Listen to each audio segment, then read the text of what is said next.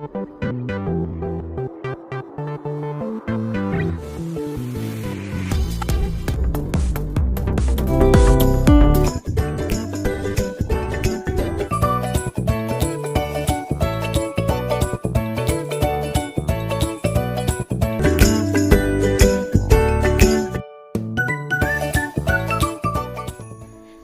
Viewers, welcome back to my channel Shimla mum's kitchen and blog. চলে আসলাম নতুন আরও একটা রেসিপি নিয়ে।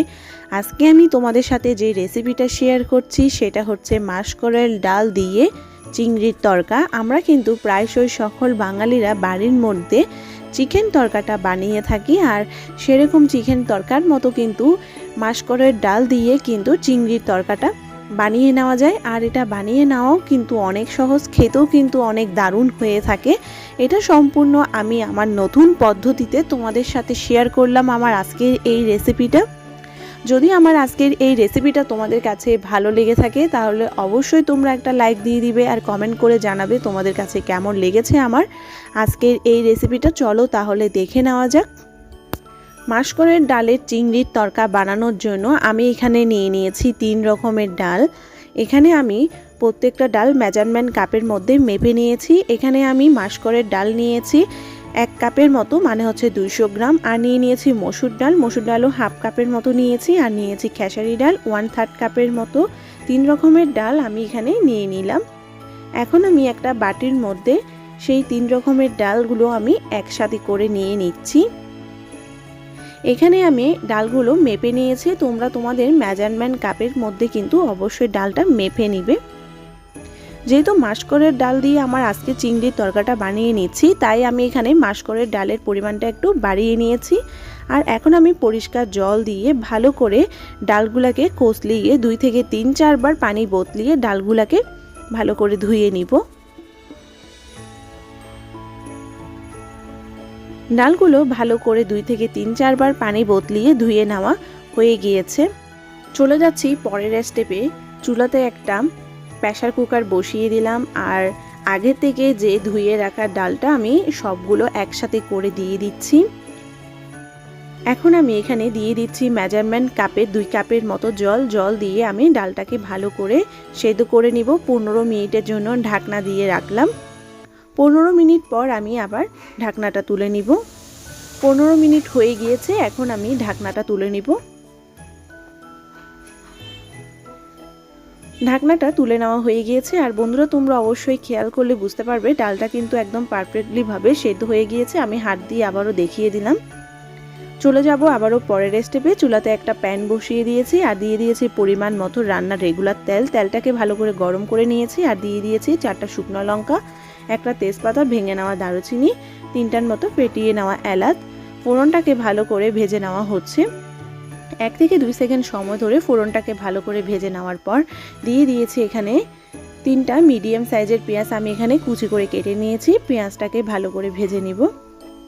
চুলার ফ্লেমটা মিডিয়াম আঁচে রাখা হয়েছে। আর এখানে আমি এখন দিয়ে দিয়েছি 10 থেকে 12 কোয়া রসুন আমি এখানে থেতো করে দিয়েছি। আর তরকার মধ্যে কিন্তু অবশ্যই রসুনটা দিলে খেতে কিন্তু অনেক দারুণ লাগে। রসুনটাকে হালকা করে ভেজে নিতে দিয়ে দিয়েছি 1 টেবিল চামচ আদা বাটা। আদা আর রসুনটাকে ভালো করে কষিয়ে নিতে হবে যাতে করে কাঁচা গন্ধটা না থাকে।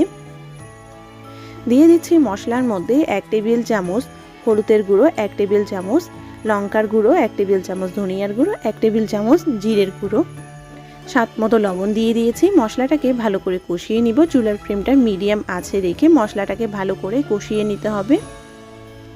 মশলাটা ভালো করে কষিয়ে নিতে দিয়ে দিয়েছি আগে থেকে যে সেদ্ধ করে রাখা ডাল, সেই ডালটা আমি দিয়ে দিয়েছি। আর সবগুলো ডাল একসাথে করে দিয়ে দেওয়া হয়ে গিয়েছে। আর মশলার সাথে আবারও ডালটাকে কষিয়ে নিতে হবে। চুলার ফ্লেমটা এই সময় হাই টু মিডিয়াম আঁচে রাখা হয়েছে। আর এখন আমি ডালের যে অল্পটুকু জল ছিল সেই জলটা দিয়ে দিয়েছি। তার সাথে আবারও দিয়ে দিব মেজারমেন্ট মেপে। এখানে আমি উষ্ণ গরম জল দিয়েছি, মেজারমেন্ট কাপের কিন্তু মেপে দিয়েছি 2 কাপের মতো। আর এখানে কিন্তু নর্মাল টেম্পারেচারে রাখা জল আপনারা ব্যবহার করবেন না, এতে করে কিন্তু ডালটা একদম পানসা হয়ে যাবে। দিয়ে দিয়েছি 5-6টার মতো কাঁচা লঙ্কা আর দিয়ে দিয়েছি এখানে 2টো বাতাসা মরিচ। এই বাতাসা মরিচটা দিলে কিন্তু ডালটা আরও একটা সুন্দর ফ্লেভার বের হবে। আর এখন আমি এখানে নিয়ে নিয়েছি যে মেন উপাদানটা, সেটা হচ্ছে চিংড়ি মাছ। চিংড়ি মাছের উপরে দিয়ে দিলাম 1 টেবিল চামচ হলুদের গুঁড়ো, স্বাদ মতো লবণ দিয়ে আমি চিংড়ি মাছটাকে ভালো করে মেখে নিলাম। এখানে আমি চিংড়ি মাছ নিয়েছি 300 গ্রাম। এখন আমি চুলাতে একটা প্যান বসিয়ে দিয়েছি আর অল্প পরিমাণে তেল দিয়ে তেলটাকে ভালো করে গরম করে নিয়েছি আর চিংড়ি মাছটাকে ভালো করে ভেজে নিব। চিংড়ি মাছটাকে ভালো করে ভেজে নেওয়া হয়ে গিয়েছে। আর বেশি কড়া করে কিন্তু চিংড়ি মাছ ভাজলে কিন্তু রাবারের মতো হয়ে যাবে। আর এখন আমি এদিকে চামচ দিয়ে ভালো করে নাড়িয়ে চাড়িয়ে নিচ্ছি। আর এখানে আমি বাতাসা মরিচটাকে একটা চামচ দিয়ে কেটে দিচ্ছি। আর কেটে দিলে কিন্তু ঝাল হবে ডালটা আর খুব সুন্দর কিন্তু একটা ফ্লেভার বের হবে। এখন আমি সব শেষে দিয়ে দিচ্ছি সেই ভাজা চিংড়ি মাছগুলো ডালের উপরে। খুব কম সময়ে কিন্তু আমাদের এই মাসকলাইয়ের ডালে চিংড়ির তরকার রেসিপিটা কিন্তু তৈরি করে নেওয়া হয়ে গিয়েছে।